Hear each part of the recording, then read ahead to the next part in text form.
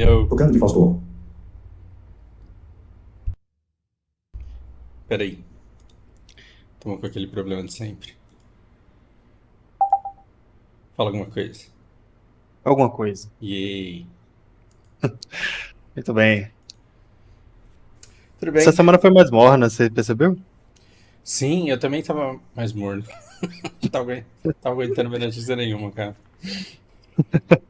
Não vai parecer que a galera tava, sei lá, absorvendo as informações ainda e a Cansada de poeira fazer deu uma escândalo. baixada. Aham. Sim, sim.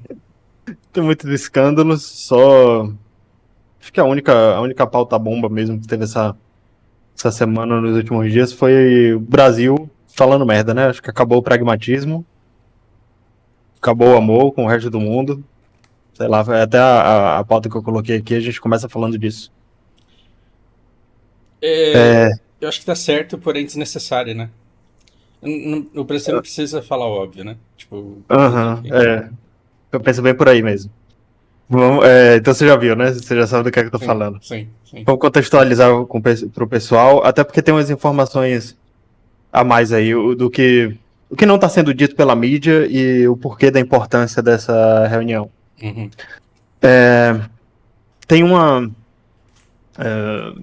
Tem uma, um encontro, um evento político acontecendo na Etiópia essa semana, que é uma reunião da União Africana, e que eles chamam alguns líderes mundiais para tratar das relações internacionais, exatamente o nosso assunto,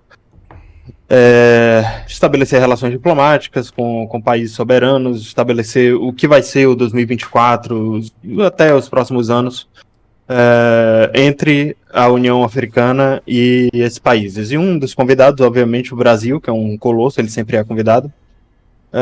A fala do Lula, ele enfatizou o problema que está acontecendo aqui próximo, né? Uhum. Porque a Etiópia está pertinho aqui do Mar Vermelho. A gente sabe tudo o que está acontecendo aqui, a gente sabe que isso também é parte do conflito, parte desse conflito também é responsável é do que acontece em Israel, na faixa de Gaza e todo o histórico que vocês já sabem. Então ele resolveu falar dos problemas, dos excessos que Israel está cometendo nessa cúpula importantíssima. Por que ela é mais importante do que as demais, principalmente para o Oriente?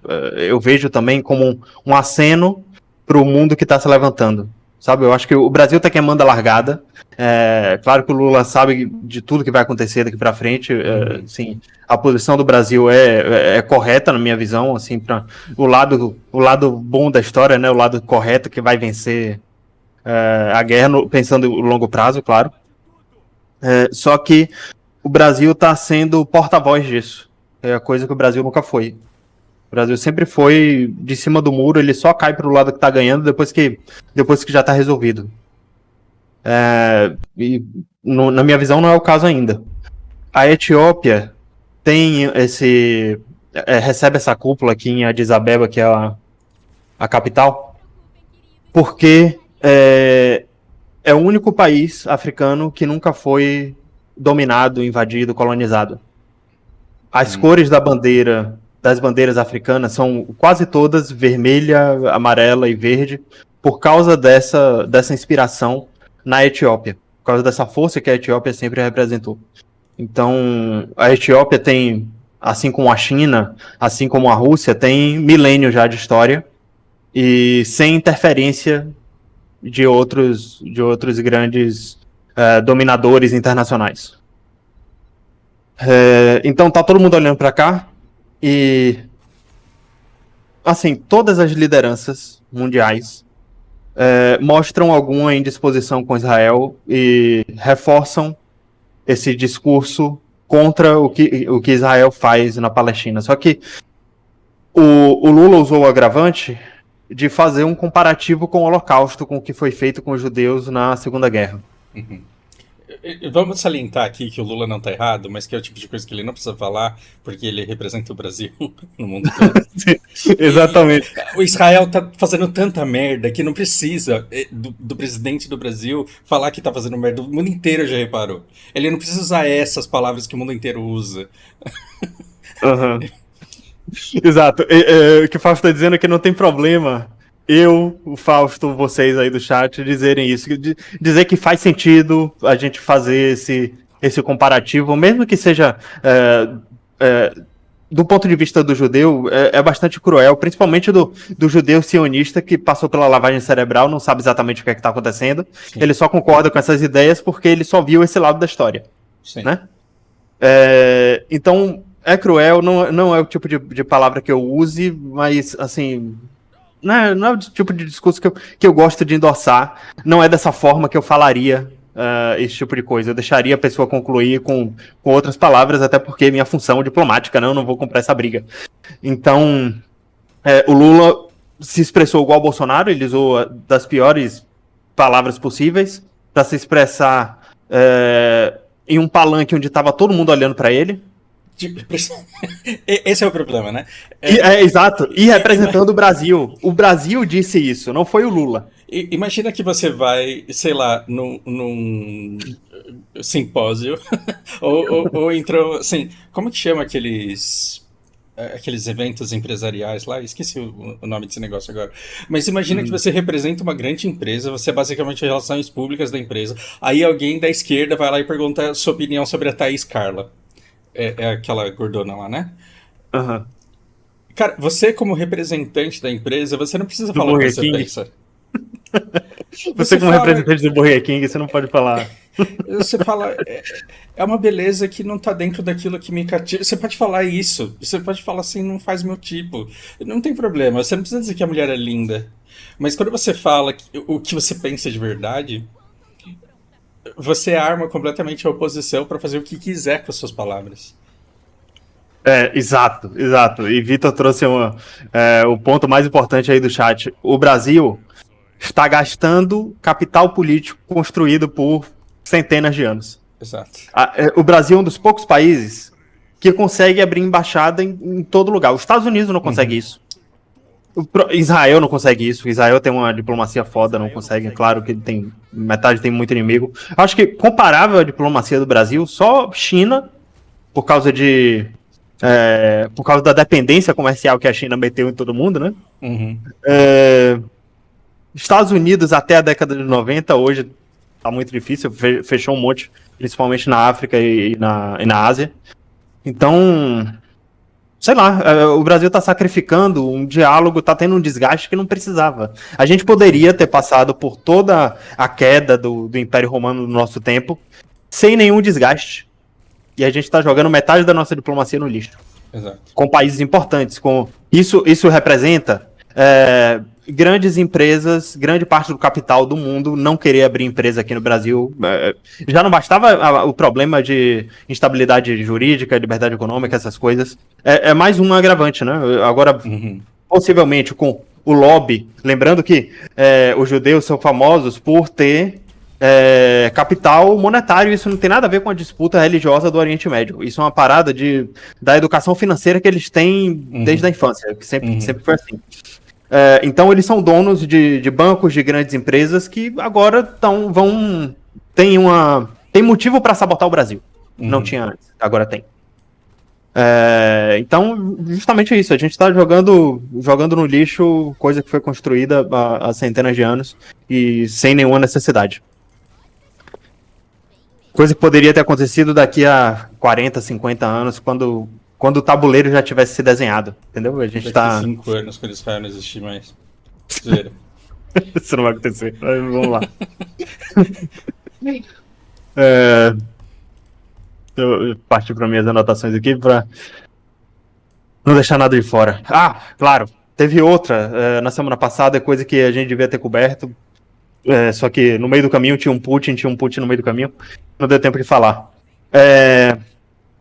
A gente já vem criando essa indisposição com Israel há algum tempo. Não é a primeira fala do Lula contra isso, né? Contra os judeus de fato, contra os sionistas. Teve aquela treta daquela instituição da ONU que fornecia suprimentos para Gaza.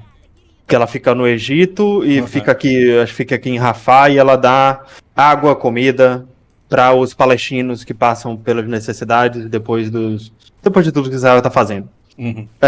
Descobriram que vários funcionários estavam fornecendo água, combustível e comida de propósito para integrantes do Hamas. Que eles tinham infiltrados no meio, que eles tinham relações ótimas e que eram pessoas pró-Palestina dentro da instituição. E a instituição não tem nenhum problema você ser pró-Palestina, mas o mesmo problema que o Lula não pode falar essas palavras sendo presidente da República. Enquanto instituição, você não pode apoiar lado nenhum se você quiser fazer esse tipo de trabalho. Então, o que foi que a ONU fez? A ONU trocou todo mundo para não acabar com o financiamento. E vocês vão lembrar que episódios passados eu falei que muitos países cortaram esse financiamento mesmo assim, porque usaram isso como desculpa para dizer que não confiam mais na instituição. O Israel descobriu que tinha túneis que ligavam os prédios dessa instituição até túneis do Hamas. Eles invadiram túneis do Hamas e descobriram que dava para sair em prédios dessa instituição. E descobriram cabo de internet, de energia, gato de energia, sabe? Ou seja, descobriram mais ligações, mais problemas entre essa instituição e o Hamas. Várias ligações problemáticas. E aí mais países ainda tiraram o financiamento dessa instituição. O Lula resolveu dizer que, já que esses países estão tirando esse financiamento, e mesmo sabendo da ligação entre essa instituição e o Hamas, agora que o Brasil vai financiar mesmo.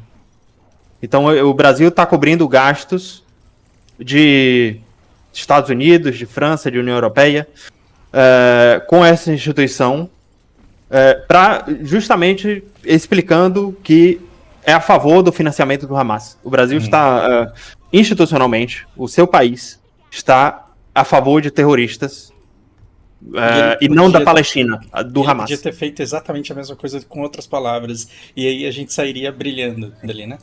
Sim. Eu já falei muito aqui do talento político do Lula, dele enrolar todo mundo. Parece que isso se perdeu e eu não sei se foi de propósito, não sei se ele tá sem paciência, entendeu? Esse é o tipo de coisa que o Lula sabe fazer. E eu tô sendo honesto com vocês. Assim, o MBL não gosta que eu diga isso. Mas ele não tá fazendo isso por capital político?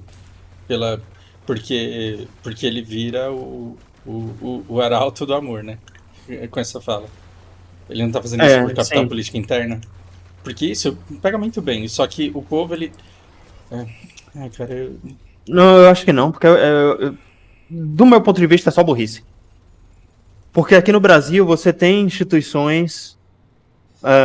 não vou nem dizer de direita. Teve uma que eu vi no Twitter agora há pouco, que é Judeus pela Democracia.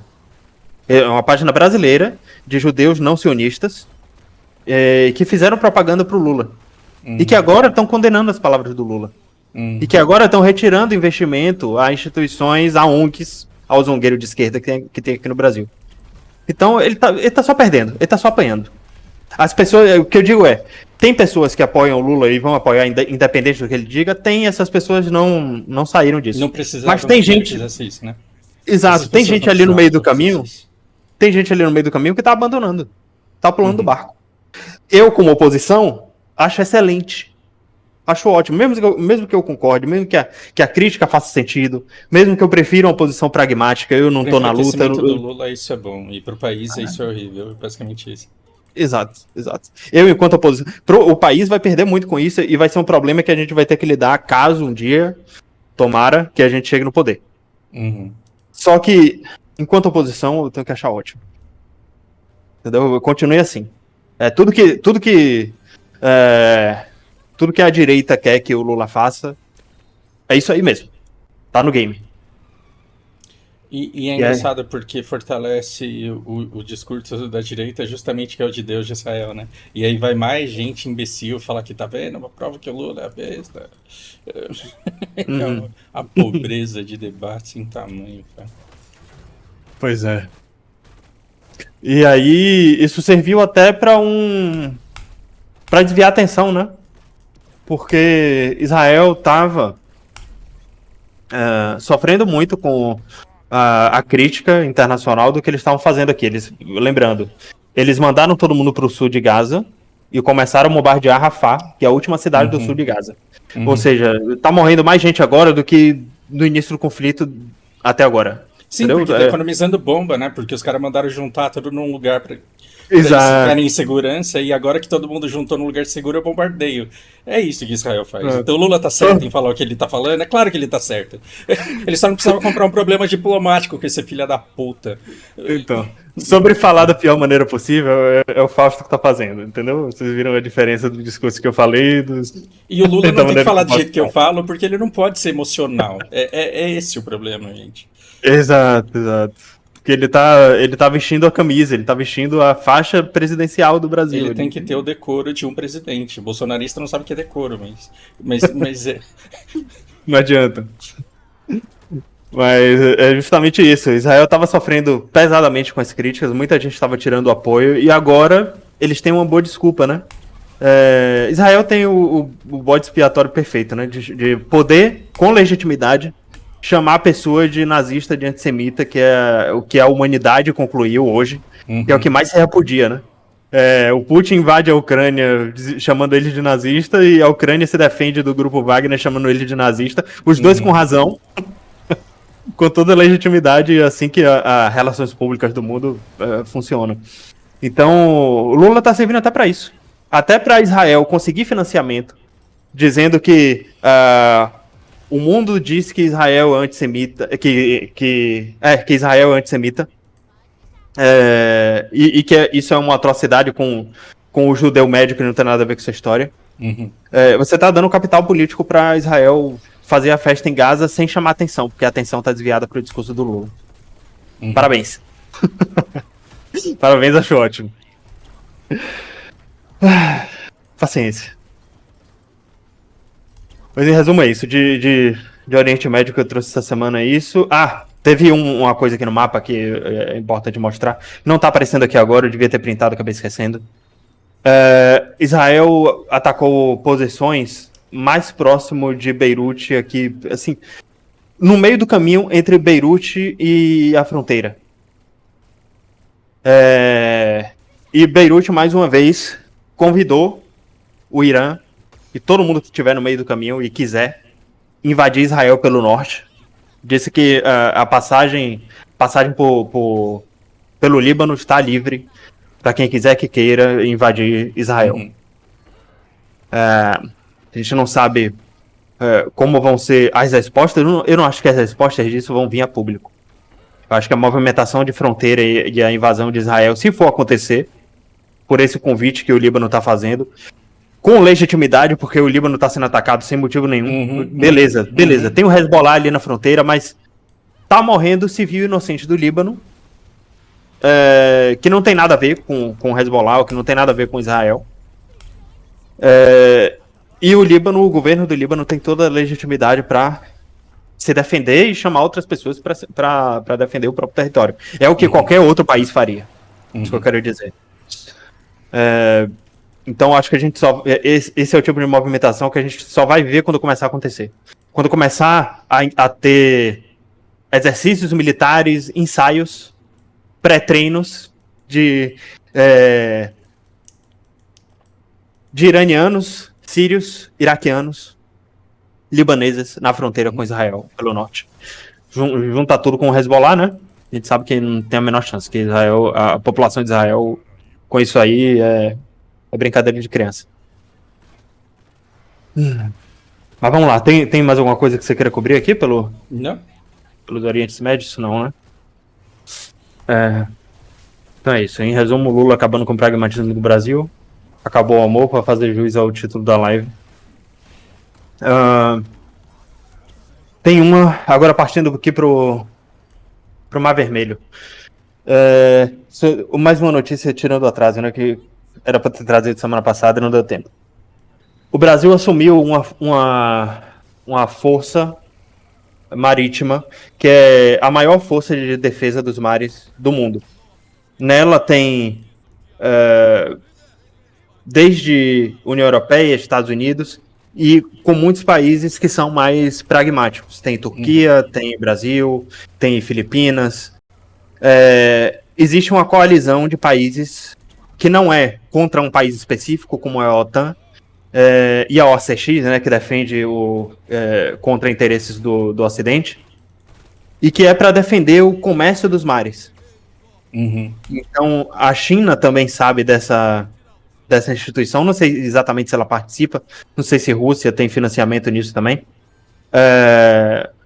mas é uma coisa que é uma força que ninguém no Oriente nem no Ocidente luta contra, porque ela só defende empresas.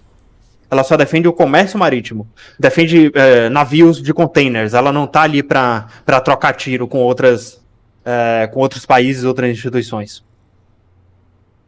Isso equivale, o que ela deve combater são forças piratas, forças que não têm territórios, que não têm defesa de territórios, que não são reconhecidas enquanto país, que não tem cadeirinha na ONU, certo?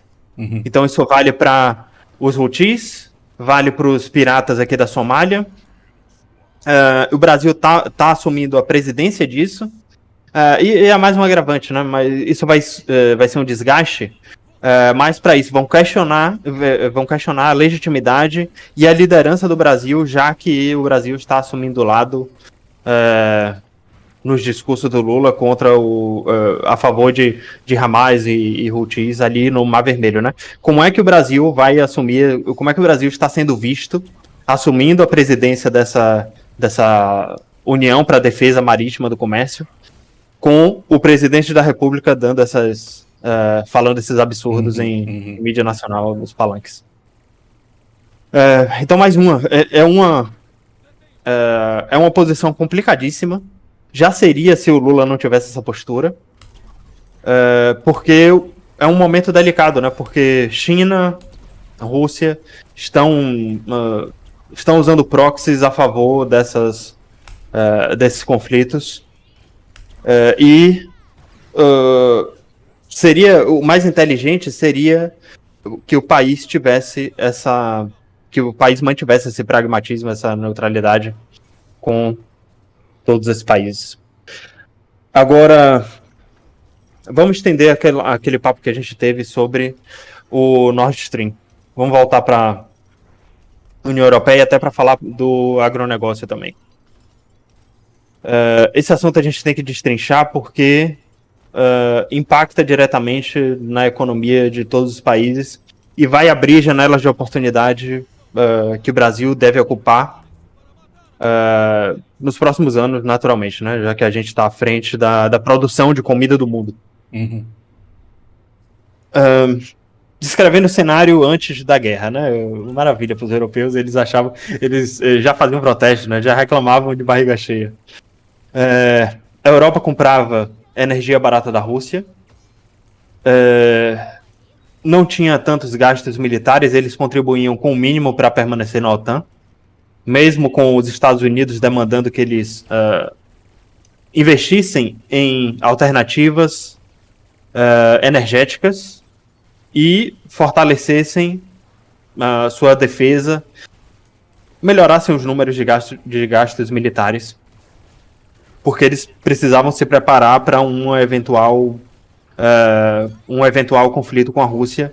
Isso não é o que eu acho, é o que especialistas falavam, e é o que o Trump trouxe para eles, e muitos não gostavam dele por causa disso. E aqui estamos, né, 2024, Trump liderando pesquisas, e tudo indica que ele vai reassumir a cadeira. Enfim. Então a Europa participava, né, dessa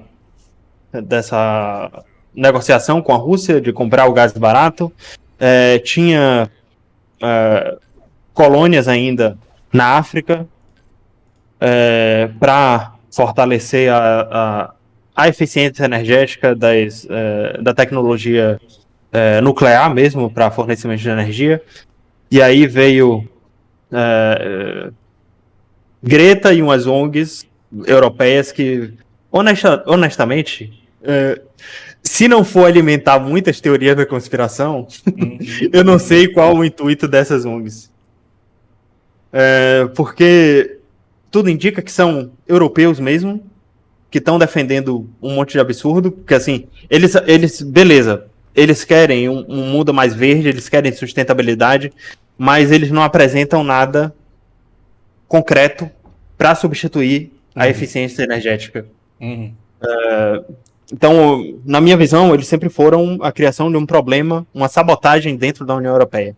E para não deixar vocês perdidos sobre a teoria da conspiração, se eu tivesse que apostar, isso completamente irresponsável da minha parte, eu não tô dizendo nada, tá? Eu tô fazendo uma conjectura completamente irresponsável. Se eu tivesse que apostar que alguém está investindo nisso, para mim seria Rússia e China, querendo sabotar a União Europeia, fazendo preparando o terreno para a União Europeia já estar sabotada quando a Rússia invadisse. E quando a China se levantasse enquanto hegemonia global.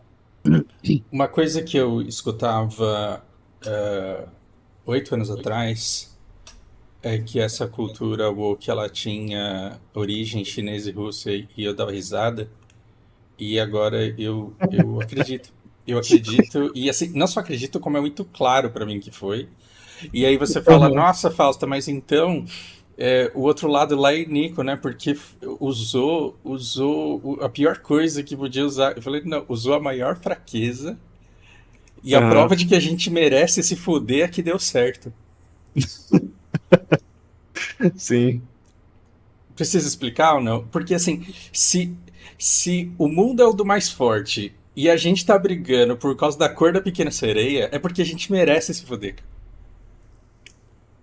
Eu também acho. Se a gente dividiu sociedades, eu não tô falando do Brasil, a gente tá falando assim, de Estados Unidos, de Canadá, da imensa maioria das democracias. Até porque essa discussão imbecil vem daí, né? Exato. Então, se a gente parou de produzir e se entregou e sabotou o país inteiro brigando por causa de uma merda dessa, é porque a gente merece foder. É verdade. Agora reflete, aprende e segue, né? Sim, pra não tropeçar de novo na mesa, exatamente. Né? Tem um pouquinho de responsabilidade.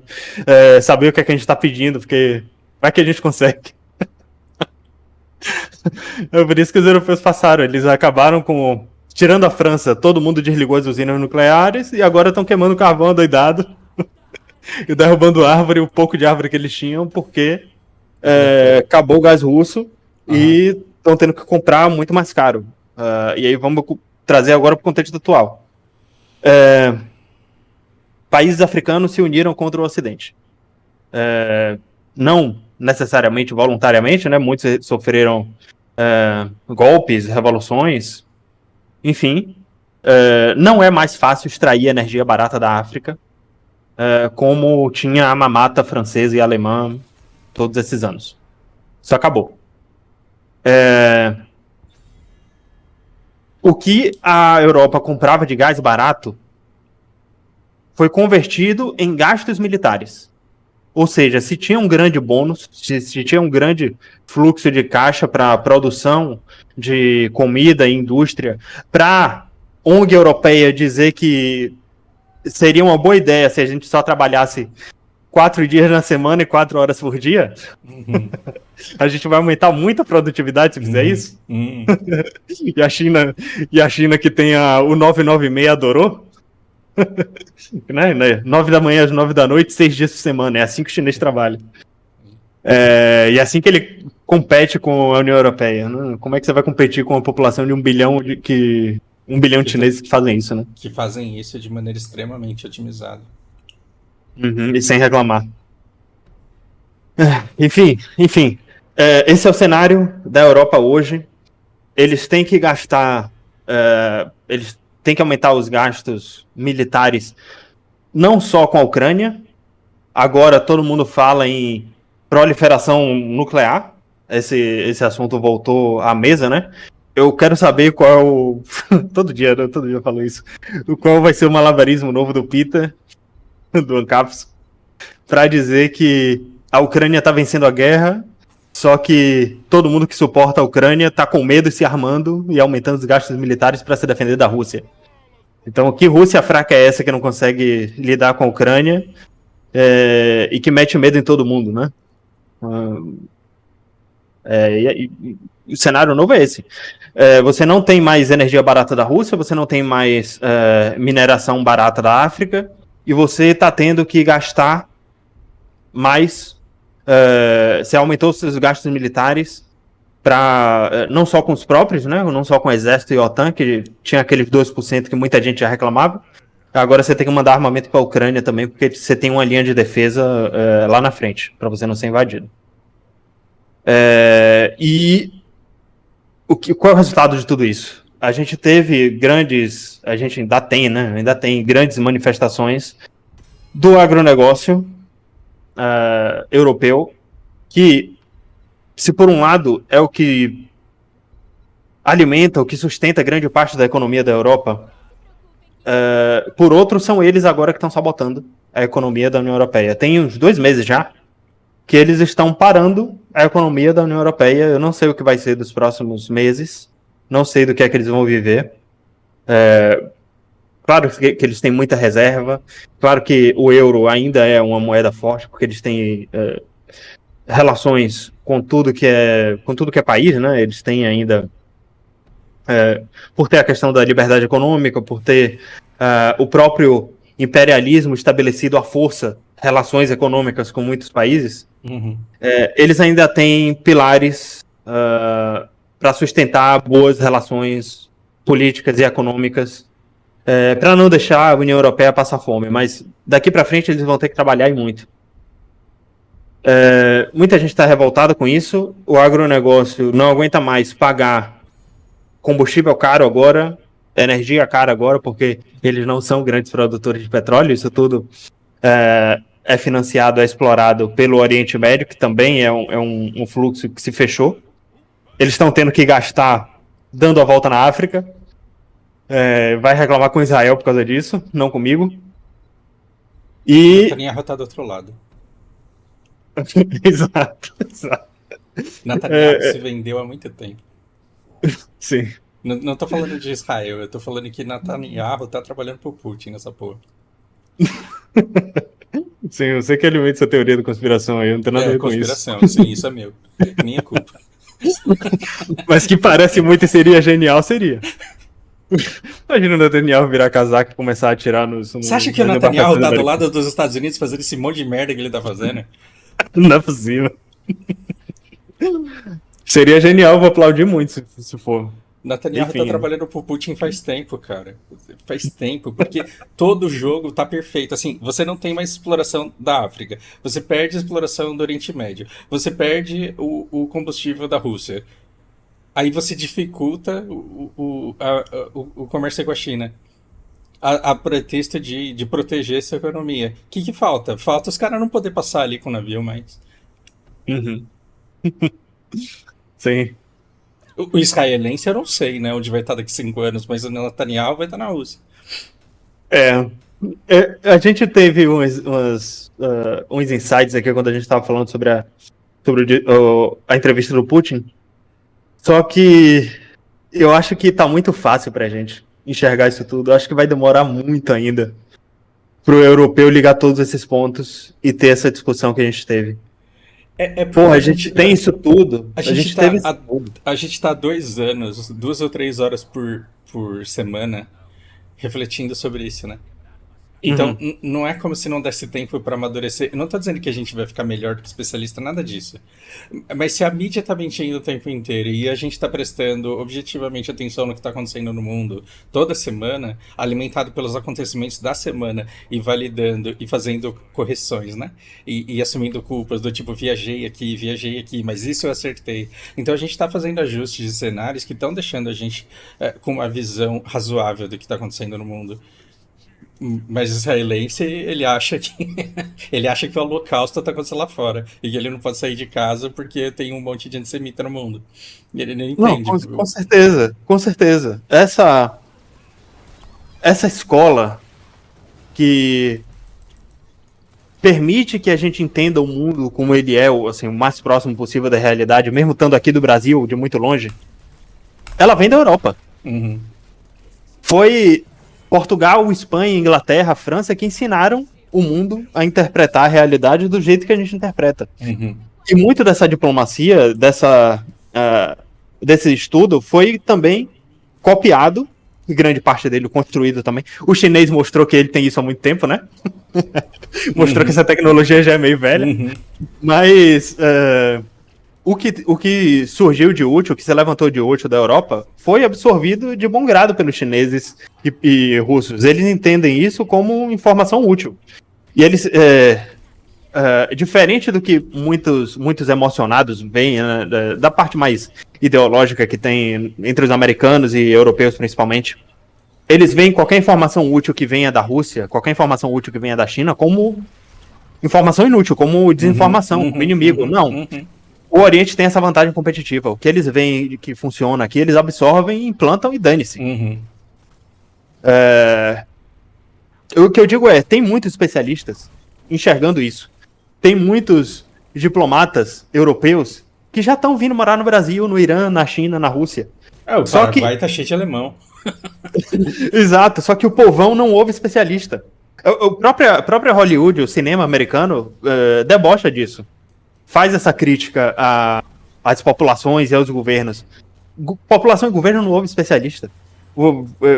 Quantos filmes de desastres começam com especialistas falando que tal merda vai acontecer e ninguém dá ouvidos?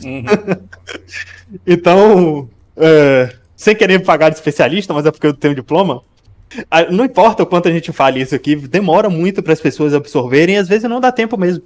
Às vezes a Europa só vai entender isso quando ela cair de vez, quando ela estiver no chão e não restar mais nada. Só quando a mídia estiver completamente descredibilizada e eles entenderem que o que passa na CNN não vale nada, eles vão tentar absorver outras fontes, vão pesquisar o que estava sendo dito em 2024. E aí, bem-vindo. Você que tá ouvindo isso aí de 2035 e tá fudido de grana. Desculpa. Mas é isso, cara. Os caras vão demorar muito pra entender o que tá se passando. E pra votar em políticos que entendam esse lado, sabe? Eles estão partindo, e eu acho natural das democracias, estão partindo pro discurso fácil, do populismo, dos nacionalismos. O que é que eu vejo como solução para isso?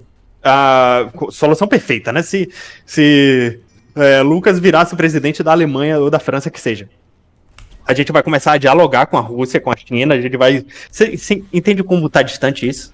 A gente vai começar a estabelecer acordos diplomáticos, vai mandar os Estados Unidos a merda, se ele quiser parar de fazer negócio, que seja, porque os Estados Unidos é que vão ficar isolados se eles fizerem isso, né?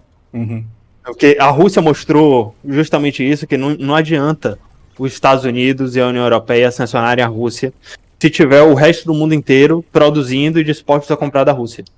Então, sanção comercial não come ninguém, como já diria um amigo meu. Por que o bloqueio continental do Napoleão não deu certo contra a Inglaterra? Porque a Inglaterra vivia, naquela época, com uma economia tão forte que ela sobrevivia sem a Europa inteira. E a Europa inteira não sobrevivia sem a Inglaterra, então esse bloqueio deu errado. Exato. A Rússia, ela comercializava com o mundo inteiro. Aí agora ela só pode comercializar com um país. Só que esse país é a China, cara. Exato. Napoleão bloqueou o Reino Unido aqui, mas o Reino Unido estava aqui, na Austrália, na Nova Zelândia, sim, na Indonésia, na Índia, enfim. E todo mundo pagando imposto pra coroa, e tava tudo bem, né? Claro. Napoleão que se dane, é a mesma coisa. Aconteceu mais ou menos a mesma coisa com a Alemanha na Segunda Guerra. Não adiantava o que o Hitler fazia contra a Inglaterra, não era... Assim, claro, os bombardeios com a tecnologia da época, claro que faziam um estrago. Mas, mesmo que ele tenha dominado a Europa inteira, o Reino Unido tinha aliado pelo mundo todo que veio defender ele, veio fazer outra frente de guerra que ajudou a derrubar. Até a Rússia, a Inglaterra conseguiu fazer amizade. Até com a Rússia. O Churchill sentou na mesma mesa que o Stalin para negociar. E hoje você sabe que aqui o inglês fala do Stalin. Eu falo do Stalin. Você entendeu como é útil, como é bom o pragmatismo. É esse pragmatismo que a União Europeia precisa ter nesse momento. É essa visão que o cidadão médio europeu precisa ter para a União Europeia não afundar junto com os Estados Unidos. Sendo que afundar junto com os Estados Unidos significa afundar com um capital político e econômico que os Estados Unidos têm e a Europa não tem. A Europa vai afundar, só que só quem tem boia é os Estados Unidos. Uhum. E de novo a gente reforça aquilo que a gente teve nos primeiros papos dos Estados Unidos ser o judeu do futuro. Na hora que o europeu se acordar disso... Na hora que o europeu se entender... Exato. Seus filhos da puta, vocês... Isso, os Estados Unidos não tinham explodido no Nord Stream ainda. Eu tô sendo responsável de novo, mas dane-se, é nisso que eu acredito mesmo. Uhum. E eu não tenho nenhuma... Eu não sou presidente do Brasil, eu não visto faixa de nada, eu não represento nenhuma instituição, e eu não tô vendendo nada pra vocês, então... Por enquanto eu posso, mesmo com o diploma de Relações Internacionais, eu posso ser um pouquinho responsável aqui. Então, sim, a União Europeia vai passar por todos esses problemas e não vai ter em que se apoiar, já que o novo mundo vai ter os Estados Unidos, ou tem os Estados Unidos, como inimigo. A União Europeia, para negociar com esse novo mundo, vai ter que explicar para o Irã. Vocês viram os vídeos do Fausto recentemente de como o Irã olha para os Estados Unidos. Uhum. Vai ter que explicar, vai ter muito malabarismo, muitas relações públicas para explicar para o Irã que eles não são mais representantes dos Estados Unidos, não são mais representantes do dólar, né? E que e já endossaram tudo que os Estados Unidos fizeram no Oriente Médio. Então, enfim, isso, não estou dizendo que vai ser fácil, mas isso é o que a União Europeia precisa. Mas o que está se levantando na União Europeia é nacionalismo, indústria bélica, proliferação nuclear. A União Europeia está vendo todo o Oriente ainda como inimigo. Está sendo apoiado pelos Estados Unidos, mas os Estados Unidos não está em grandes condições de apoiar ninguém. Uhum. Esse cenário já está mais ou menos desenhado. De novo, com tudo que a gente vem dizendo aqui faz tempo e com tudo que o Putin disse, reforçou na entrevista dele. Os Estados Unidos estão endividados até a cabeça, estão afundando em fentanil, estão com dificuldade para lidar com a própria fronteira, estão recuando suas posições militares e estratégicas no mundo inteiro. Os Estados Unidos estão se voltando cada vez mais para dentro. E a União Europeia, na minha visão, vai ser o último que os Estados Unidos vão abandonar. É mais inteligente que a União Europeia abandone os Estados Unidos antes. E abandonar os Estados Unidos não significa declarar guerra aos Estados Unidos. Significa criar independência. Porra. Alimentando a teoria da conspiração, mais ou menos isso. Se provar a verdade, né? Daqui pra, sei lá. É isso. É acenar pra China e pra Rússia, olha, vamos reconstruir o Nord Stream e vamos destrinchar um pouco do que o Rock não disse no vídeo dele, né? Que eu vi durante essa semana. Uma das coisas que o Rock falou sobre a explosão no Nord Stream foi as embarcações que colocaram os mergulhadores na água do Mar Báltico não foram detectadas nos radares. Gente, os radares são tecnologia dos Estados Unidos e da União Europeia, e porra. Se eles não quiserem que apareça no radar, não vai aparecer no radar. Ou se aparecer no radar, eles não vão dizer que apareceu. É a mesma coisa que você falar que o carro da CET não tomou multa. Exatamente. O Rock tem informação desses radares tão privilegiada quanto eu e você temos.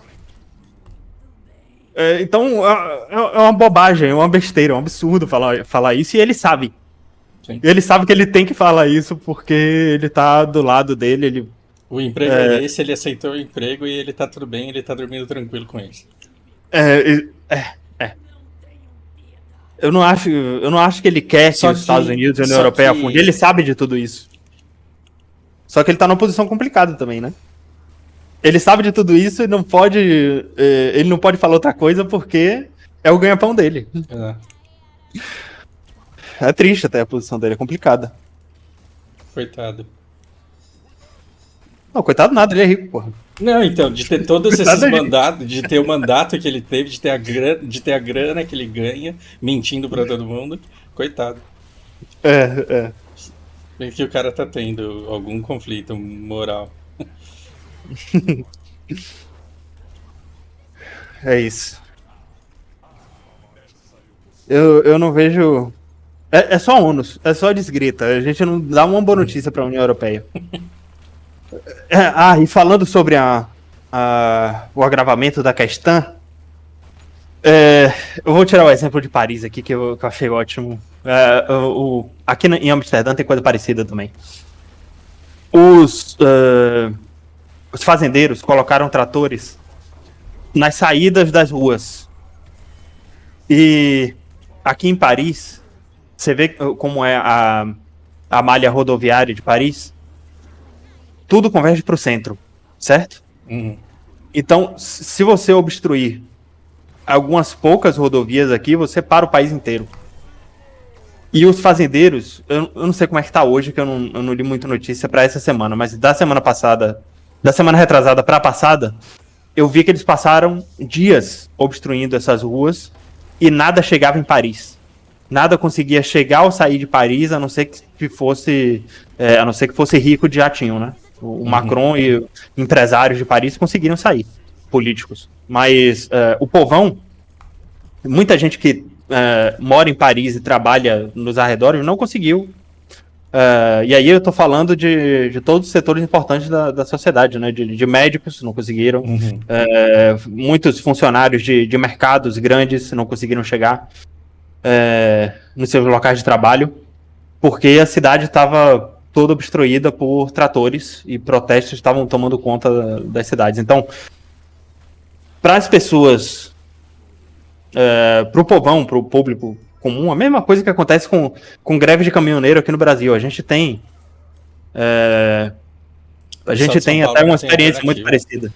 O pessoal de São Paulo não tem alternativa. Se os caminhoneiros fechar o acesso à cidade, a cidade morre de fome.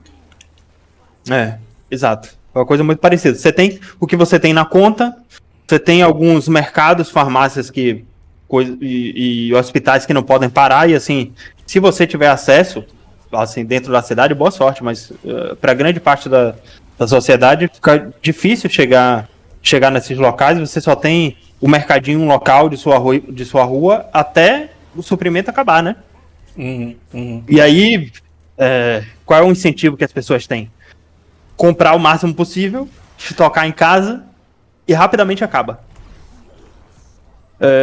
Então, muitos conflitos com a polícia aconteceram. A polícia teve que tirar tratores à força, né? E aí vai da capacidade, vai do talento político do Macron, do Olaf Scholz, que já não tá fácil de negociar com o setor produtivo do país. Você tem todos os problemas com Brasil, Índia, China, Rússia. Salve para os BRICS.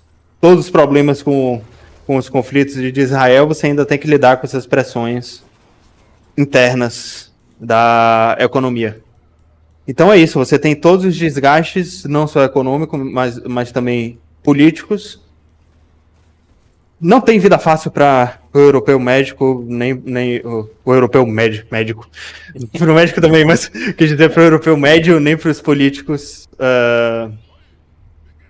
que ali vivem. E você, Fausto, que tem contatos, você entrou em contato com pessoas que estão... você chegou a ouvir relatos sobre essas movimentações recentes? Não. O pessoal tá bem. Deu uma esfriada, embora o. Não para de ter protesto, né? Mas eles vão diminuindo em movimento. E aí eu tava curioso para saber o que estava acontecendo lá na Alemanha, mas não teve essa repercussão toda, não. No Reino Unido também não tá tendo muita coisa.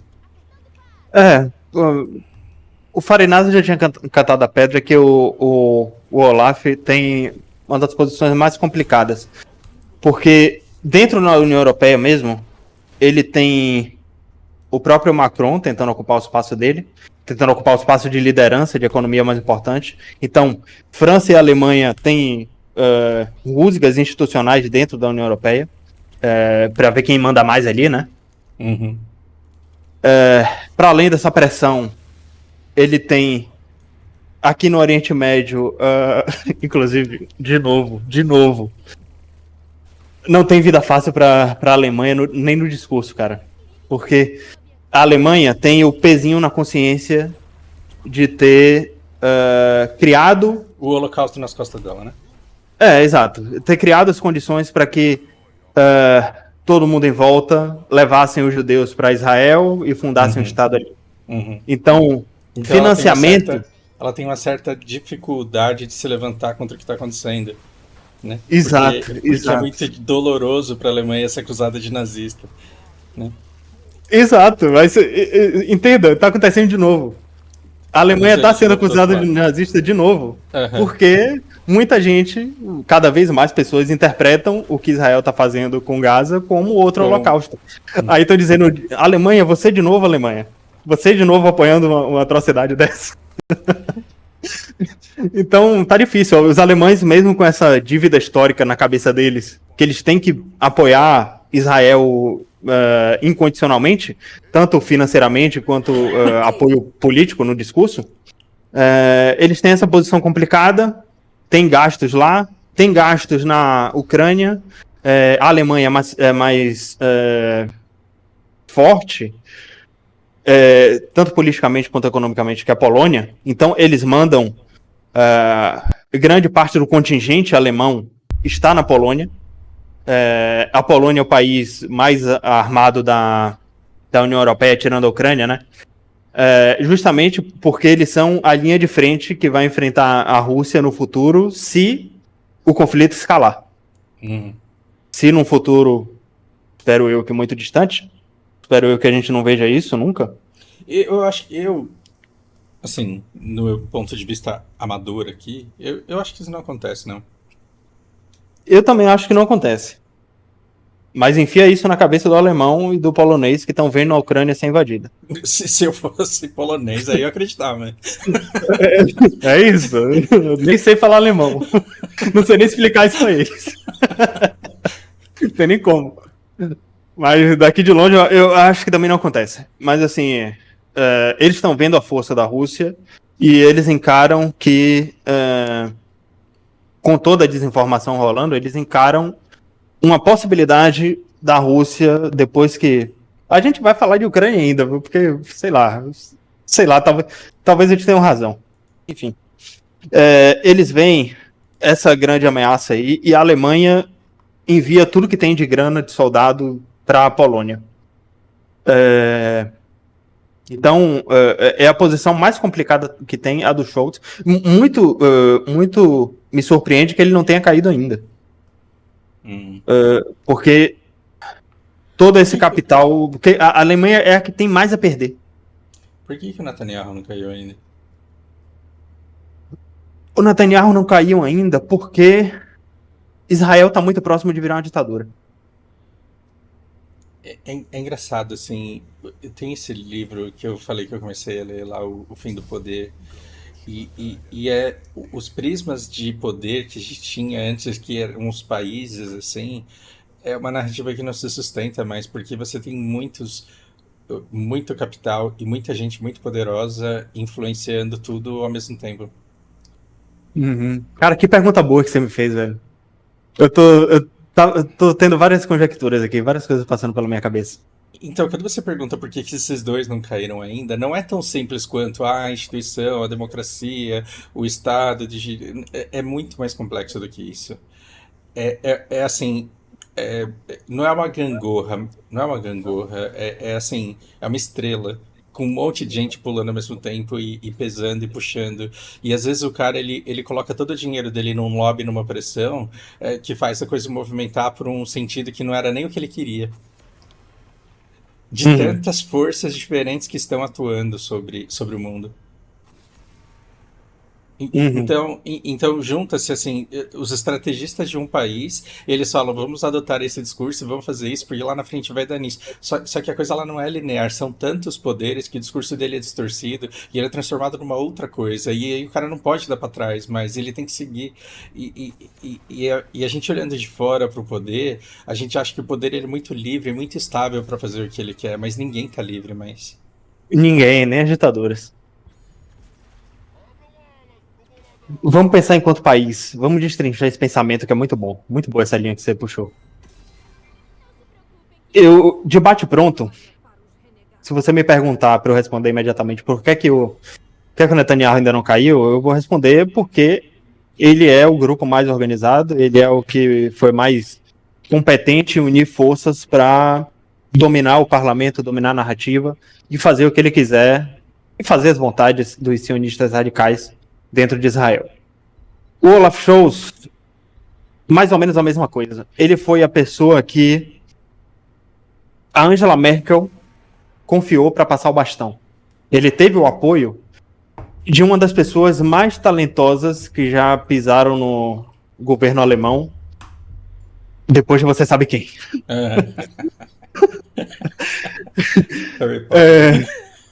E sem fazer nenhuma atrocidade, né? Sem botar arma na cabeça de ninguém, sem fazer de genocídio, essas coisas. O Putin morria de amores pela Merkel. Foi com a Merkel que ele negociou a construção do Nord Stream. Então, é uma cadeira muito, ao mesmo tempo muito privilegiada, muito cobiçada. Você pode pensar que todo mundo quer estar ali. Mas pelo momento, talvez ele não tenha caído ainda, porque ninguém quer estar na posição dele. Quem quer que esteja sentado nessa cadeira vai ser tão desgastado por todos esses problemas que a gente descreveu. Lembrando que o povão não sabe. Especialistas sabem, políticos sabem, mas as pessoas que votam, que é quem importa no fim das contas, que é quem paga as contas, e que é quem direciona, de certa forma, o discurso do político, as pessoas não têm consciência disso e o Olaf Scholz não pode transparecer tudo isso. Nem a oposição dele. Então eles sabem que não importa o que eles digam lá, não importa como eles se comportem, a posição em que eles se encontram é muito complicada para eles assumirem e darem um cavalo de pau na política econômica. Exige muito talento e eu acho que ninguém se sente confiante para É por isso que ninguém quer sentar na cadeira da Alemanha. Do Reino Unido? É por isso que ninguém quer tirar quem? O indianinha do Reino Unido? Eu acho que é. Pô, já tá uma boa desculpa. Porra, vamos mandar todos os indianos embora, já que a gente botou o indiano no poder, olha no que deu. Exatamente. A gente colocou o indiano no poder e ó a merda. Porque ninguém mais quer aquela cadeira, literalmente. Exato. Então, isso levanta um questionamento: até que ponto Israel não passa pelo mesmo dilema? Eu acho que não. Eu não quero sentar na cadeira do Benjamin Netanyahu. Eu acho que existe um emaranhado de forças aí puxando para um lado em que é de interesse que o Netanyahu continue agindo do jeito que ele tá agindo para terminar de fazer essa merda toda. Cara, mas mesmo assim, hoje, eu falo de hoje. Desculpa te interromper, mas é porque contribuiu para o raciocínio. Depois de tanta merda feita, depois disso aqui, você acha que dá para voltar atrás? Não. Você acha que é possível? Depois disso aqui, e depois disso aqui, você acha que tem outro discurso que não seja o bélico, que faça sentido para Israel? Você acha que é fácil tirar o pé? Mesmo que os políticos, mesmo que os sionistas não radicais, os sionistas que são a favor de 2 estados, concordem com esse discurso que a gente tem aqui, você acha que eles acham que são capazes de reverter a situação? Não. Teria que dar uma punição exemplar pro Netanyahu e falar: a gente fez muita merda. Mas seria muito difícil. E isso não reconquistaria. E isso não faria com que eles recuperassem a confiança. De jeito nenhum. Se Israel quiser ter alguma chance, Netanyahu tem que ir de cadeira elétrica para baixo. Sim. Sabe? Sim. Corte Internacional de Justiça e prisão perpétua em Haia. Coisa desse nível. para alguém querer começar a conversar com Israel. Mas eu não acho que isso vai acontecer. Isso está Não, tão distante quanto o então, não Hamas vai ganhar a guerra. acontecer, porque quem poderia querer alguma coisa para limpar a barra de Israel percebe que é um investimento que não se paga, então não vai fazer. E quem ganha com Israel sendo esse arrombado que está sendo, já investiu tanto dinheiro que agora foda-se. E não é ele que vai arcar com as consequências. Eles vão arcar com os benefícios do que foi feito até agora. É. Agora eu tô muito empolgado para te deixar pensante. Por que, que o Putin ama tanto a Merkel? Hum. O Putin teve aquele período de transição entre. Vamos lá. Explicar isso, acho que é um bom papo também, acho que vale a pena. A Rússia sofreu uma crise de identidade depois da queda do Muro de Berlim. Vamos ser um país capitalista, europeu. Naquela época eles já falavam coisa parecida. Em russo eu não vou saber dizer, mas essa cultura woke aí, a gente vai absorver, a gente vai deixar esses merda entrarem. Eles passaram por isso e a população russa disse não. O Putin ganhou eleições democráticas de verdade. As primeiras. A Duma, o State Building, que eu não diria State Building porque o Estado russo não foi construído de novo, ele foi reformado. Uhum. A Duma passou também por essa crise de identidade.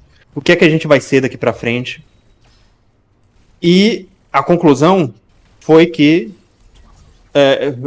principalmente com o Putin vencendo a eleição, a conclusão lógica foi que vamos ser capitalistas, vamos absorver o que funciona do mercado global, mas a gente tem uma identidade nacional, a gente prefere ser conservador mesmo. Isso tanto população quanto políticos.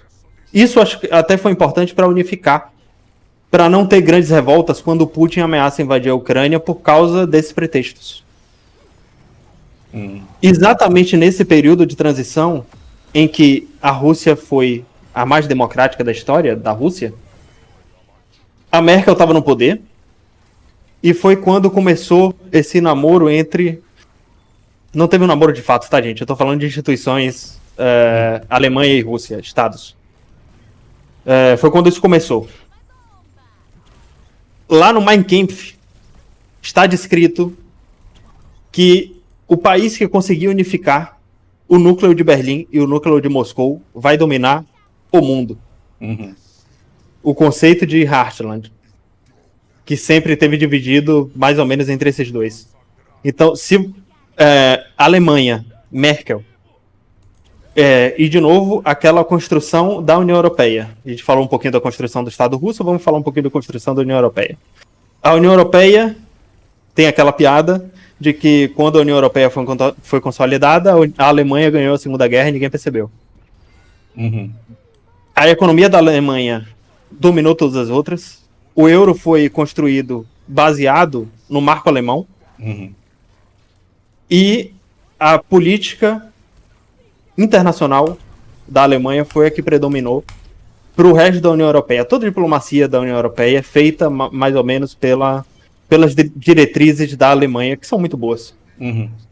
Historicamente, mesmo que a gente tenha passado pelo que passou durante guerras, a Alemanha sempre foi boa de estabelecer diálogo, de vender muito e de comprar muito de todos os países. A Alemanha sempre foi capitalista, é isso que eu quero dizer. Uhum. Mesmo que o discurso do Hitler tenha sido bastante medonho. Mesmo que fosse anticapitalista, inclusive. Enfim, empresas capitalistas existiram durante o nazismo e o que o Hitler falava não passava de discurso. Uhum. Então aquele negócio nacional-socialista, aquele discurso de a Alemanha nazista era de esquerda, isso é gente de direita desonesta querendo convencer vocês. Uhum. Não é porque eu sou de direita que eu não vou dizer que pessoas de direita desonestas existem. Claro que existem. E eles são os bostas. Enfim. Então, tudo isso que eu tô falando, toda essa aproximação entre Alemanha e Rússia nesse período foi construída porque esses líderes já entendiam, nessa época, que existia uma janela de oportunidade para uma possível dominação do mundo. Cara, você me colocou uma coisa na cabeça agora que pode ter explicado até o afastamento do Bill Clinton naquele dia que ele disse que não queria o Putin dentro da... Mas, calma que não chegou onde eu quero que você chegue ainda. Beleza. Chega lá. Vamos lá. Então, o Putin... Vou explicar um pouquinho da história do Putin também, até para essa aproximação ter sido natural. Durante a Guerra Fria, Berlim foi dividida entre Berlim capitalista e Berlim socialista. O lado socialista pulava para o capitalista, se digo em população... a população que não tinha nada a ver com política nem com as grandes empresas, né, do Estado russo, morria de fome porque a economia era mal gerida no socialismo, sempre foi. Ai de você que uma altura dessa no campeonato querer repetir isso aqui. Nem a China nem a Rússia concordam com você nisso. Então, enfim. E existia uma grande divisão política da comunicação, todos aqueles conceitos que vocês estão acostumados a ver na televisão de cortina de ferro, de Guerra Fria, se construiu justamente por causa dessa divisão. Tanto Berlim quanto a Alemanha foi dividida em 4. Uma para a União Soviética, uma para a França, uma para a Inglaterra e uma para os Estados Unidos. Foram os espólios de guerra do país derrotado, a Alemanha, e que teve que lidar com a sua reconstrução durante esse período. O Putin era da KGB, ele era espião. E ele sabe falar alemão porque ele transitava nas ruas de Berlim, tanto ocidental quanto oriental. E ele também tem um inglês fluente excelente porque ele transitava dentro dos Estados Unidos. O Putin era um cidadão civil, oficialmente. Era um cidadão civil russo, turista, que era já nessa época diziam que ele era só um milionário, um empresário milionário que transitava por esse país, mas a função dele era coletar informações relevantes, espionar. Será que como a maioria dos chineses que estão fazendo turismo hoje? Não, mantém o foco. Com toda certeza absoluta. Claro, claro, rapidamente, claro que a China faz isso, todo mundo faz isso. Mas sim, o Putin cresceu nesse contexto. Por ter aprendido a falar alemão, o diálogo com a Merkel era facilitado. Na frente das câmeras, em discursos da ONU, você vê o Putin só falando russo. Mas quando a câmera é desligada em reuniões, o Putin falava alemão com a Merkel. E é claro que essa comunicação facilitava todas as negociações que poderiam acontecer entre Rússia e Alemanha. Então essa aproximação entre os dois foi absolutamente natural. É claro que houve aquele afastamento depois que o Putin começou a ganhar eleições cada vez mais contestáveis, cada vez mais não permitindo que instituições internacionais participassem do TSE da Rússia, que participassem da contagem dos votos, da maneira como a Rússia lida com opositores políticos, opositores até econômicos, empresários, mesmo que a Rússia seja capitalista, empresários russos que não gostam do Putin se expressam publicamente, escorregam no sabonete, acontecem acidentes estranhos com essas pessoas, mais com que qualquer outra pessoa. Então, não aconselho ninguém a pegar avião com... se você souber que tem um empresário russo. Sendo relevante. Exato. Sim, eu sou Brix até o fim. Que fique bem registrado aqui nesse canal. Porque ninguém sabe o dia de amanhã, né? Eu sou Relações Internacionais, vai saber. Então, enfim. E vocês já entenderam, né? A aproximação de Rússia e Alemanha é por causa disso tudo. E vamos lá, o fator mais importante para ligar todos esses pontos. Em certo momento, descrevendo essas forças, Estados Unidos, União Europeia, se compondo para OTAN, e com a Rússia sendo convidada a participar da OTAN. O que é que passa pela minha cabeça com essas perguntas do Fausto? Em algum momento, pode ser que passou pela cabeça dos americanos não permitir que a Rússia entrasse para a OTAN, justamente porque em algum momento seria possível que a Rússia e a Alemanha, ou o lobby entre as duas, mesmo que não fosse um país unificado, nada disso, mas que Alemanha e Rússia tivessem forças políticas, poderes tão convergentes, que os Estados Unidos fossem colocados de lado, que os interesses americanos não fossem mais prioridade na OTAN. Entende o que eu quero dizer? Imagine Uhum. se você permite que a Rússia, que entende o quão importantes são os gastos militares, só a Rússia é, poderia ser uma força que incomodasse os Estados Unidos dentro da OTAN e dentro da União Europeia, eventualmente, para fazer frente aos interesses americanos. O americano não teria desculpa para invadir a Rússia caso estivesse perdendo uma guerra econômica com a Rússia. Seria uma posição muito complicada se eles Uhum. aceitassem que a Rússia entrasse na OTAN e a Rússia e a Alemanha ficassem de complô dentro das Uhum. instituições em que a, os Estados Unidos participam. Mas vamos lá, você tem mais algum ponto a acrescentar sobre isso? O quão conveniente essa amizade foi para transparecer uma estabilidade da relação entre os dois países. E, e é bastante engraçado pensar que, assim, o. Peraí, que eu tô no meio de uma TF tensa. Sob a amizade do Putin e da Merkel, ninguém nunca achou que a Rússia não estaria do lado da Alemanha na conquista da Europa. Só que a Rússia ajudou a Alemanha a se tornar a economia mais proeminente ali, e gerou uma dependência de todo mundo desse país. Uhum. E depois arrancou aquilo que justamente a fazia grande. Então, a Alemanha ela prosperou tanto com alianças com o Putin que a indústria dela ficou muito pujante, ela teve um destaque enorme no mundo e principalmente na Europa, e aí ela começou a atrair para si responsabilidades. Por quê? Por ganância. Olha como isso é importante, olha como isso é relevante. Não é chulo desse jeito, mas ela pôde se dar ao luxo de ter um papel central em tudo que estava acontecendo na Europa. E de repente ela perdeu literalmente o combustível para continuar sendo aquilo que ela se propôs a ser. E aí a Perfeito. Europa, ela não consegue manter a pujança econômica justamente sem a Alemanha que está à frente dela em tudo. Com Tá, certeza. tá fazendo sentido? O, Todo o, sentido. o Claro. quanto. Você acha que o Putin não sabia disso? Então, dá um pouco de pena da Angela Merkel. Porque ela fez um jogo exímio. Foi muito bom o que ela fez. Eu também acho. Mas ela fez uma coisa que nunca foi perpétua e que nunca foi estável. Hum, não sei. Eu acho que por causa do aliado dela. Por ter Estados Unidos metendo bedelho nas decisões de União Europeia, toda.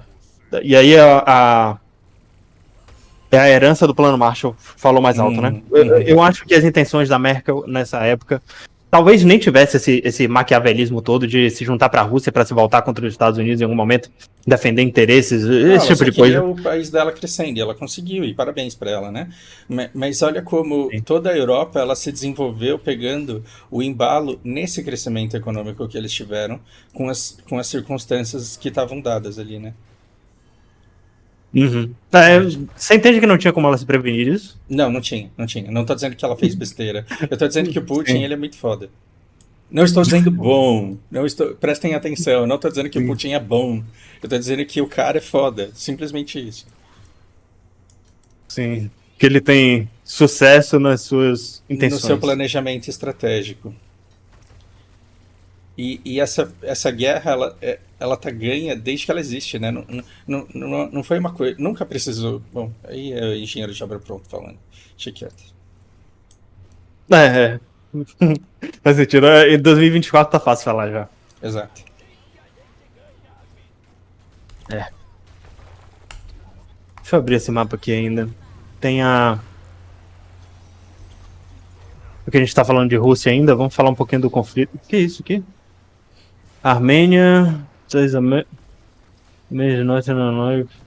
Rússia e Ucrânia, tá? Primeiro-ministro da Armênia diz que a Armênia não é um aliado da Rússia na Ucrânia. Teve aquela desconexão desde daquela treta lá no Nagorno-Karabakh. Eu tô lendo isso porque é novidade que apareceu aqui pra mim agora. Mas sim, a Rússia teve mais um sucesso aqui na Ucrânia, conquistou mais uma cidade, Tel Avdivka. Deixa eu ver onde é que ela fica aqui no mapa. Enfim, não tinha achado mais cedo aqui. Porque era uma cidade, uma das últimas que a Ucrânia ainda estava tentando reconquistar naquela contraofensiva, né? Só que a coisa tá feia, velho, porque muitos aliados e até a própria Ucrânia já estão levantando a bandeira branca, tipo, não oficialmente falando diretamente com o Putin, mas o próprio Zelensky já falou que a Ucrânia que é questão de tempo para a Ucrânia colapsar. O próprio Biden já falou a mesma coisa, que não vai dar, a gente vai ter que se voltar para dentro. Fala aí. Mas eles falam isso porque eles não seguem o Peter Capps. Com certeza eles estão mal informados. Sei lá, o cara falando, acredite no seu potencial, você é a polícia do mundo. Tá merda. E aí já é muito triste, velho. Todos já admitem isso. E dado esse novo fato de que parece que a gente ainda tá em fevereiro, né? Não acredito que depois de falar isso, não acredito que a gente vai chegar em 2025 antes da Ucrânia jogar a toalha. Eu fico pensando quais vão ser as circunstâncias de rendição. O que é que o Putin vai exigir? E qual vai ser o próximo passo também, né? Pode ser que... Você acha que a próxima atitude russa vai ser bélica ainda? Porque ele não parou de bombardear. E uma vez que Zelensky falar que colapsou, vai ser muito parecido com... Esqueci o nome dele. Do Vietnã. Quando o Zelensky disser, porra, colapsou, não tenho mais dinheiro, o último soldado russo que eu mandaria pra fronteira tá dizendo que não vai mais. Minha população agora só tem mulher, não chegou mais armamento. Vou embora. Vou entrar no helicóptero com meus pertences e vou comprar uma casinha na Flórida, que pelo jeito todo refugiado político do Ocidente vai falar, né? Monarque, um monte de bolsonarista. Eu acho que o mesmo destino vai ser uma casinha na Flórida pro Zelensky. Enfim, o que é que o Putin vai querer fazer depois disso? O Vietnã do Norte avançou militarmente. Você acha que o Putin vai querer colocar um governo proxy ali ou ele vai... Eu acho que a tendência é que a Ucrânia vire uma Bielorrússia. Um governo fantoche e uma zona de segurança e no máximo um proxy ali. Tô achando engraçado que cai um monte de bomba assim na fronteira entre Ucrânia e o que era para ser Ucrânia, né? E tem um passarinho do Twitter aqui você vê o nível de importância do Twitter. Caiu um monte de bomba e um Twitter aqui em Kiev. Deixa eu ver o que é isso. 5 horas atrás. The ex-account of the biggest independent media in Ukraine. Ukrainian Pravda has been hacked. Pro-Russian messages have been shared there. Tá. A Rússia tá fazendo um ataque cibernético às redes ucranianas. Um ataque hacker. Deve ser até gente tentando descobrir a senha dessas paradinhas, né? De, tipo... Janja 2022 123. Então, hackearam o Twitter de uma mídia importante ucraniana e estão disseminando que o Putin é muito legal, que a Rússia é muito legal lá. Já estão tentando fazer a lavagem cerebral para os ucranianos que vão restar. Minha pergunta é mais no sentido de: você acha que vai ser um ucraniano pró-Rússia ou ele vai entregar a um general russo foda? Ou... Eu acho que não. Eu acho que para humilhar o Ocidente, ele vai colocar uma democracia lá, o candidato dele vai ganhar e vai Pô, ser tipo democrata. aquele engraçadinho lá da Bielorrússia. Vou mandar eles votarem, né? Vou mandar eles É, votarem e vai dar Rússia. e aí no fim ele vai aparecer numa foto falando: Eu sou bom, eu salvei vocês. Pode ser, eu acho que é o mais inteligente a se fazer. A história é Ele ainda sempre sai de contada herói, ele pelo. sai de herói, A, desgraçado, velho. a história é sempre contada pelo vencedor e ele vai ser o libertador do povo russo. É. Pronto, venci. Acabei com o nazismo ucraniano. Os livros de história sou eu que escrevo e a gente salvou a Rússia do Ocidente. Que delícia. Exato. Acabei com a ditadura nazista do Zelensky. Nossa, pô. Nossa. Parabéns. Que, Parabéns, Putin, o, você é um desgraçado. Então, o negócio é tão grande que talvez o filho da refugiada ucraniana que nasceu de um inglês volte pra lá e fala: Nossa, que bom que deu tudo certo. Nossa, verdade. Olha o absurdo isso, né? Olha o absurdo isso, Sim. É. E segura a fronteira da Polônia depois disso, né? né? O que vai ter de soldado ali? Já tem, né? Já tem muito. Com a própria Bielorrússia. Sim. Deixa eu ver o que mais eu anotei aqui. Ah, é. Falando em eleição russa, teve. Vai ter eleição agora na Rússia, né? Ah, e você chegou a ver isso ou não? Vi que mataram o cara lá, que era o concorrente. É. Eu lembrei que eu te mandei. Tinha um. ah, Até o Farinato falou disso também. Eu acho que. Antes de ouvir ele, eu já tinha pensado na mesma coisa. A mídia ocidental, principalmente, tá pintando o cara como se ele fosse. O, É como se fosse uma briga entre Lula e Bolsonaro dentro da Rússia, entendeu? uhum. Como se ele fosse o grande opositor que ameaça o regime do Putin lá dentro. Cara, o Bolsonaro russo já foi de base há muito tempo. Esse Não é é um cara. como se a Rússia quisesse votar no cara. Exato.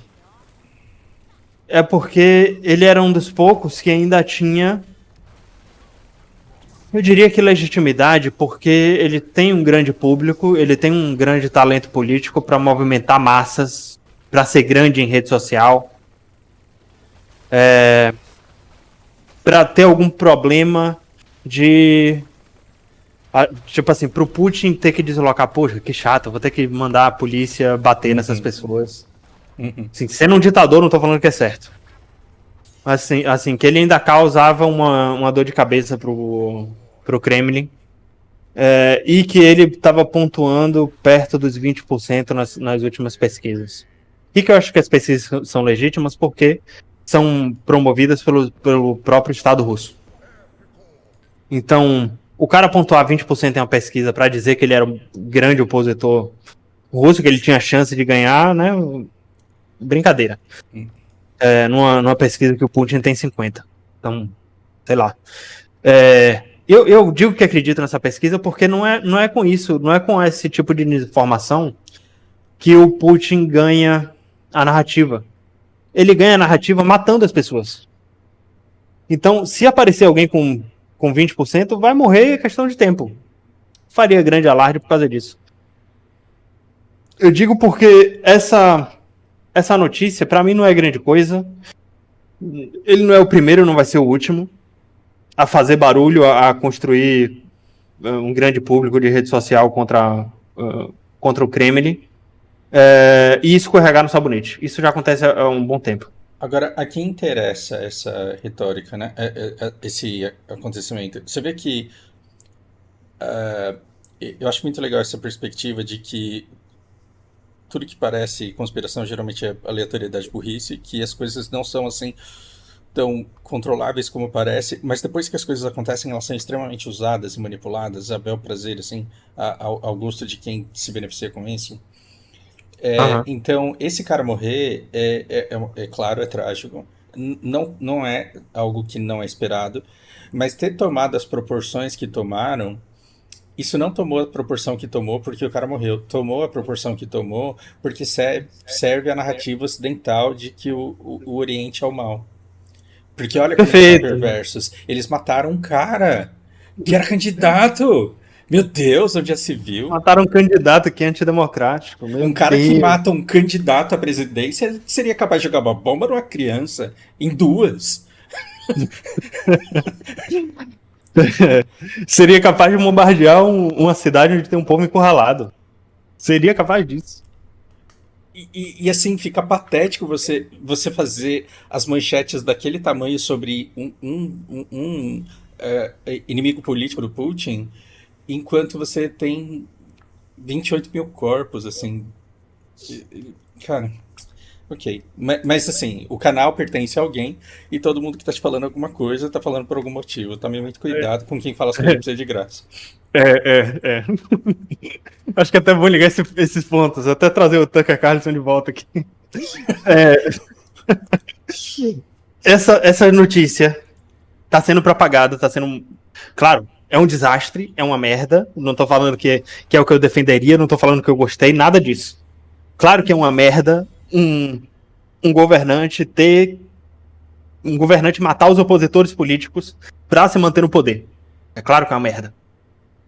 Agora, essa notícia só está sendo exagerada pela mídia ocidental porque o Tucker Carlson visitou a Rússia e viu que tem um monte de país, um monte de empresa de tudo que é lugar comercializando com a Rússia como se nada tivesse acontecido.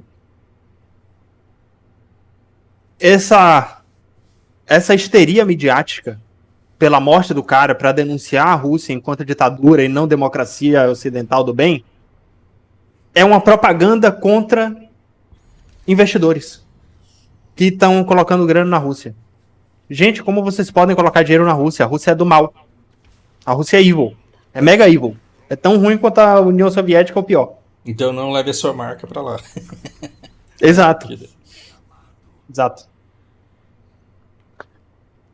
Pare de negociar com esse genocida. Brincadeira. Estados Unidos tá falando isso. Os Estados Unidos estão falando não negocie com quem mata pessoas.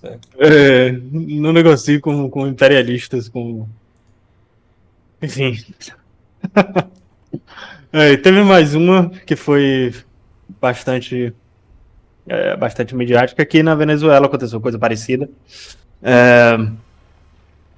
Não mataram, né, o opositor, mas prenderam uma.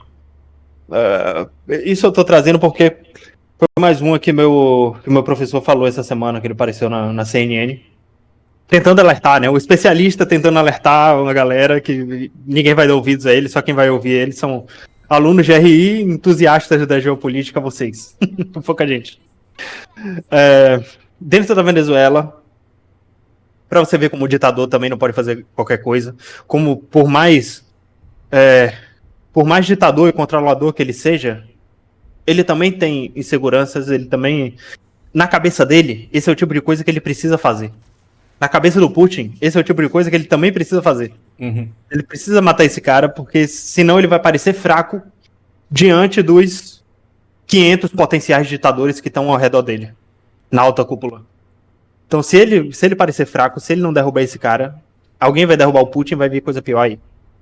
Então, é com muita responsabilidade, é com participação do Putin que a gente pode pensar numa reforma, em qualquer sentido que seja. Então, na Venezuela está acontecendo coisa parecida. O Maduro acabou de prender uma opositora política, mas não foi uma opositora qualquer. Ela tem mandato. Ela é uma das lideranças de oposição na Venezuela. Diferente do que acontece na Rússia, que era um ativista qualquer. Essa mulher tem mandato, ela tem família na política e também no exército. Então ela tem influência nas forças armadas venezuelanas. O Maduro prendeu uma opositora política que também, vamos lá, da linha dela, ela é mais pró-mercado, ela é a favor de negociar com Estados Unidos, União Europeia, coisa que o Maduro já está fazendo, tá? Uhum. Só que ela é a favor de ser mais liberal. Mais ou menos. Ela segue uma linha mais parecida com a do Maduro, porque se ela não seguisse, ela não estaria no carro que está, né? A oposição ao Maduro é uma oposição permitida. Isso quer dizer que ela reconhece o Maduro enquanto líder legítimo e ela quer ocupar o lugar do Maduro. Então eu tô falando que ela não é a boazinha da história também. Uhum. Uhum. Então ela tem influência na política, tem influência no exército. Isso cria uma rusga e mostra uma fragilidade no governo do Maduro. Mostra que ele tem medo, mesmo na posição em que está. Mesmo sendo o maior de todos, o todo-poderoso da Venezuela, o semideus da Venezuela, ele ainda precisa fazer esse tipo de coisa, porque se ele não fizesse, ou ele ia parecer fraco, ou ele eventualmente talvez pudesse perder para ela. E perder para ela, para um ditador, não existe derrota. Uhum. Quando você se propõe a ser um merda desse tamanho, você tem que ser o merda até o final. Entendeu? Você tem que ser sanguinário se necessário for. Então, é justamente a isso que o Maduro se propõe. Ele está seguindo o manual do ditador, né? Do ditador moderno. Ele tem que prender o opositor mesmo. Só que o grande problema é que isso cria uma estabilidade. Lembra que eu falei que o que legitima, no fim das contas, quem tem o poder é a força? Ele acabou de criar uma rusga, ele acabou de criar uma divisão entre as forças armadas venezuelanas. E isso faz muito bem para seus opositores. Para Estados Unidos, para todos os países democráticos, né, que estão fazendo alarde com essa prisão política, até com mais razão do que com a do Putin. Tem algum fundamento você fazer alarde contra isso. E que toda aquela investida contra esse equibo, você vê que a gente parou de falar disso, não foi à toa, né? Esse equibo sentou na mesma mesa com o Maduro. Eu acho que eles vão negociar, vão chegar num acordo para não necessariamente dividir em dois. Eu não acredito que o Maduro vai anexar de fato. Porque assim, pode ser duas coisas. Ou o Maduro vai abrir mão completamente e vai receber metade de tudo que é ganho de lá, ou vai permitir que ele explore lá e vender para o resto do mundo como ele bem entender. Ou ele vai anexar, dizer para o público que anexou e, na verdade, ele não tem controle sobre nada ali. Entendeu? Ele anexa aquilo ali, diz para o público que eu anexei metade da Guiana, esse equibo é da Venezuela e acabou. E ele chega a um acordo com esse equibo para poder falar isso dentro do país dele sem sofrer retaliação internacional. E, da mesma forma, a Guiana vai conseguir explorar aquilo ali sendo deixada em paz, sem precisar entrar em guerra com ninguém. Então, você vê que mesmo sobre isso, ele não conseguiu agregar o capital político necessário para se manter no poder internamente dentro da Venezuela. Mesmo sendo um ditador, existe oposição, ele não pode fazer exatamente o que ele quiser, ele pode sim ser violento, ele pode sim dar ordens completamente arbitrárias, tomar decisões arbitrárias, e prender opositores, coisa que o vale, tudo que a gente, enquanto pessoas democráticas, repudiamos, mas que ele tem que se preocupar. Ele não pode dormir, ele não tem um sono fácil enquanto na cadeira que ele tem. E mesmo vivendo um tempo de prosperidade, sim, mesmo que o povo da Venezuela esteja ainda seja bastante pobre e passe necessidade, a Venezuela, enquanto instituição, está enriquecendo. O PIB venezuelano provavelmente vai crescer esse ano. No pós-Covid, podendo explorar uma nova fonte de petróleo, e com toda a instabilidade no Oriente Médio, os Estados Unidos estão doidos para ajudar a Venezuela a crescer esse ano. Entendeu? Mesmo em crescimento, mesmo tendo uma economia saudável, se ele não recebe ameaça do povo, ele ainda recebe ameaças de dentro das internas. Vai rolar um oi sumido ali, né? Tipo, Vai. Vai com certeza. Só dando um último check aqui nas minhas anotações. Eu acho que é isso. É isso. Cobrimos tudo que eu trouxe para hoje. Não sei que você queira. Tem alguma pergunta que me faça pensar? Eu encerro não, por aqui. eu acho que essa parte da Merkel é muito interessante, assim, né? O quanto a situação de hoje ela pode ser toda resultado de um projeto. Ele pode ter vindo sendo melhorado ao longo do tempo, mas é um negócio que fez sentido desde o começo. Né? Eu tô pensando alto aqui só. Eu entendo. Eu acho que se não tivesse acontecido essa tentativa de união, de alinhamento entre Alemanha e Rússia, porque a união e alinhamento foi entre Putin e Merkel. Tinha que sobrepor essa relação, tinha que passar isso para as instituições. E nem a Alemanha nem a Rússia conseguiram passar isso. Até a gente sabe com um pouco de sabotagem dos Estados Unidos que não tem interesse nessa união, né? Eu acho que se isso não tivesse acontecido, teria dado na mesma.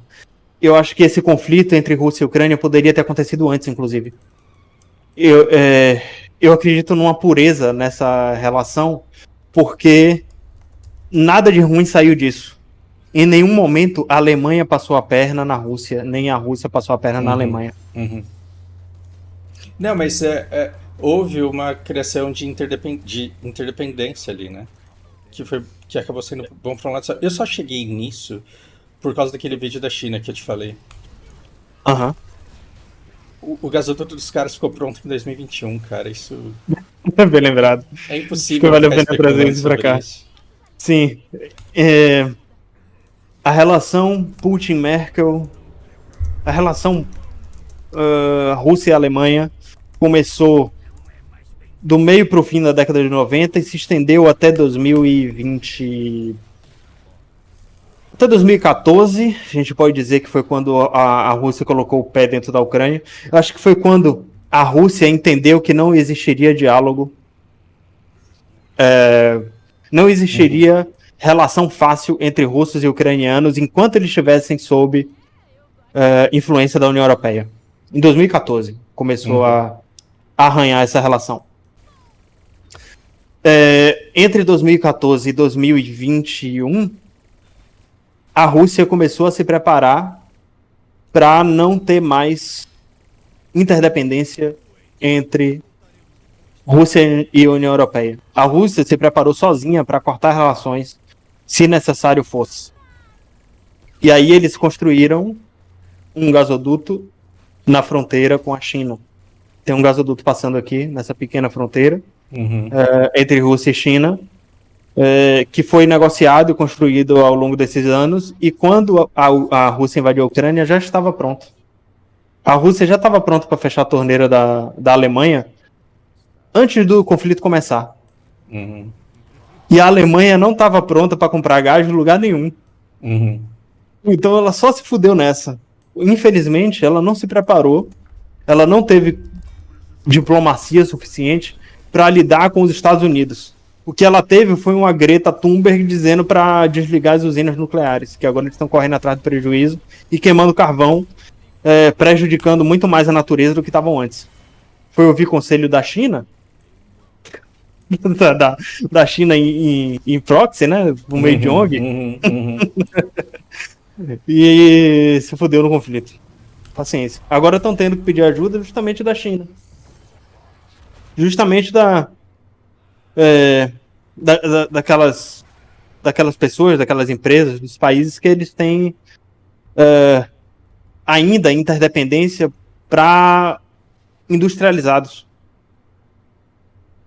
Muita da industrialização da União Europeia não supre a própria União Europeia. A União Europeia não exporta mais. Uhum. Assim, exporta tecnologia, tem. A gente aqui no Brasil tem montadoras da Volkswagen, beleza.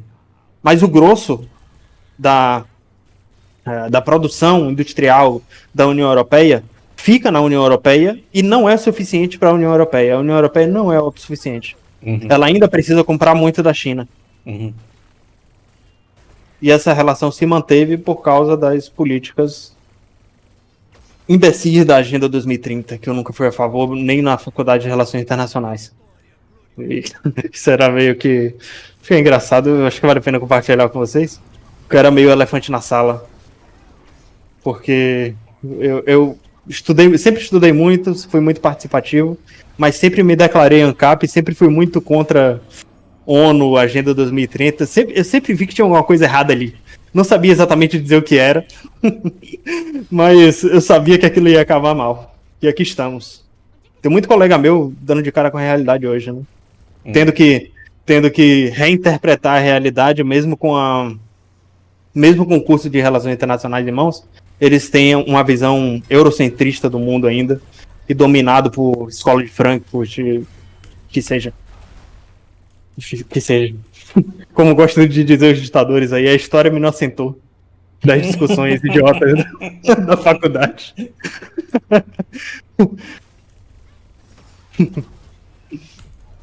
Eu briguei com tanta gente, cara, porque o pessoal falava que eu tava viajando sobre a respeito do que tava acontecendo com o Japão, né? Uhum. Briguei com tanta gente, mas tanta gente. Os caras falaram, não, você tá viajando, essa crise daqui pouco passa, o Japão sempre tem crise. E tô aí, né? Tô bem.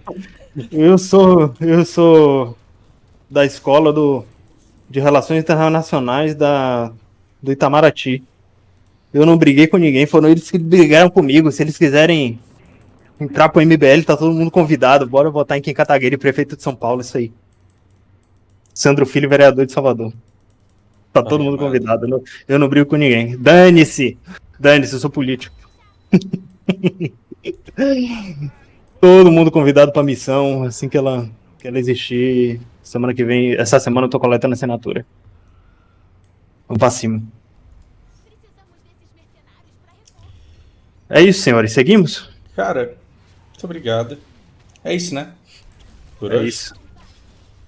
Por hoje é isso. Eu que agradeço. Muito obrigado, pessoal, pela atenção de vocês. Pessoal do YouTube, ficamos por aqui. Até a próxima. Semana que vem também de novo. Valeu, abraço. Tamo